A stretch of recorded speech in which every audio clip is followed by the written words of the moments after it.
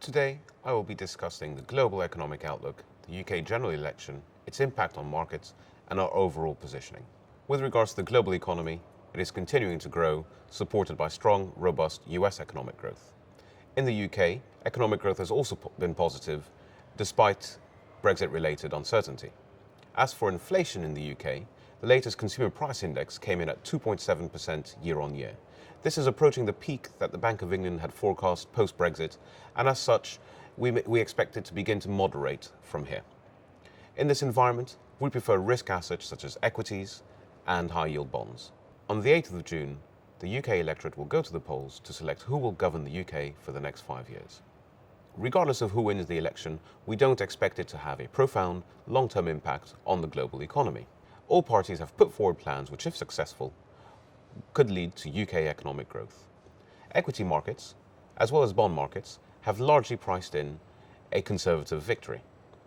Equity markets, if caught by surprise by, for example, a Labour victory, would likely become volatile in the short term. As for bond markets and how they would react, if the Conservatives were to win, we don't expect much movement again. However, if there was a surprise Labour victory, we would expect government bond yields to fall and prices to go up, making them even less attractive than they are today.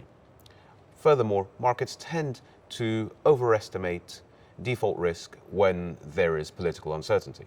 And as such, any volatility within corporate bonds or high-yield bonds could potentially provide us with a buying opportunity.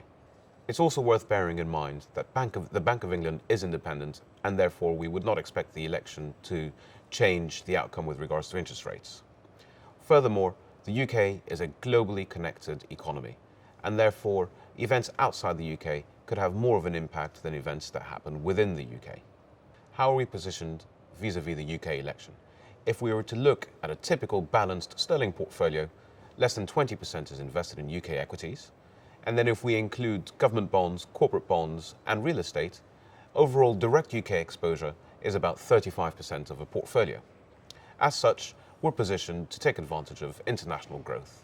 It's also worth adding that our UK equity exposure is mostly in large cap, FTSE 100 multinational stocks, which are also likely to benefit from a cheaper sterling and international growth.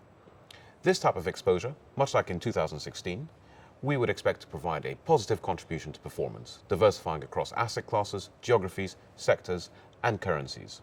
If you would like to find out more, please visit Coutts.com.